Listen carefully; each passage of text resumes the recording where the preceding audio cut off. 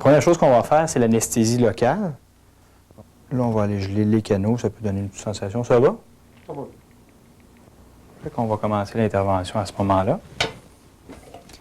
Première chose qu'on va faire, on va aller chercher le canal, puis on va le mettre sous la peau. Donc, la portion importante dans la vasectomie, c'est de bien aller chercher le canal sous la peau, de le fixer comme il faut. C'est ça qui fait toute la différence par rapport à l'ancienne technique. On va d'abord ouvrir un petit peu, perforer légèrement la peau pour être capable d'aller chercher le canal qui est en dessous, qu'on a saisi avec la pince. Ensuite, on vient prendre le canal, puis tranquillement, on va le sortir, ce qui est relativement simple. On voit le canal qui émerge délicatement de la peau. Ici, on va faire une petite incision juste pour être capable d'entrer le fil chauffant qu'on appelle le cautérisateur, qui va venir en fait brûler une partie du canal pour en assurer la fermeture. Ensuite, pour assurer plus d'étanchéité, pour être sûr qu'on réussisse bien l'intervention, on va poser une petite clip qui est faite de titane, qui est un acier chirurgical, pour être sûr que le canal ne se referme pas. On le met juste d'un des deux côtés. On enlève une petite portion du canal qu'on sectionne sur environ quelques millimètres pour être sûr de bien avoir fermé tout ça.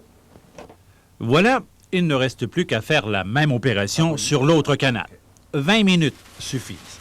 Parce qu'il y a moins de cicatrisation, il y a moins de tissus qui sont brisés. Donc, il y a moins de cicatrisation, ça en fait moins, c'est beaucoup moins douloureux. Moi, ce qui m'inquiétait un petit peu, c'est quand j'ai lu... Louis Villeneuve a expérimenté cette méthode. S'il avait quelques craintes, il a été vite rassuré. Puis à un moment donné, il dit « OK, c'est fini ». Et je vous jure, là, je pensais qu'il venait de commencer. Je me sentais ridicule, en fait. Là. Je me suis dit, c'est quoi avoir peur comme ça pour rien sentir de même? Et puis, la liste d'attente. Ici, elle est moins longue que celle dans un centre hospitalier. Et la vasectomie, malheureusement, étant donné que ce n'est pas une chirurgie urgente, souvent va passer un petit peu au second rang de leur priorité opératoire. Ils n'ont pas les mêmes contraintes que moi. Moi, je suis ici en cabinet. Je peux faire le nombre de vasectomies que le temps me permet de faire. Je n'ai pas l'hôpital qui me bloque au niveau de ma cédule opératoire. J'ai eu des urologues qui m'ont référé des patients qui voulaient avoir une intervention plus rapidement, puis m'ont humblement référé le patient, sachant que ça va beaucoup plus vite de l'avoir avec cette technique-là. C'est justement ce qu'a fait Louis Villeneuve il y a quelques semaines. Il a choisi son médecin, le Dr Nélis, et sa méthode. Moi, personnellement, je n'ai eu aucun symptôme post-opératoire. Je portais un support athlétique pendant quelques jours et j'ai rien. Je suis même pas bleu. C'est rose, rose, rose. Ça se voit.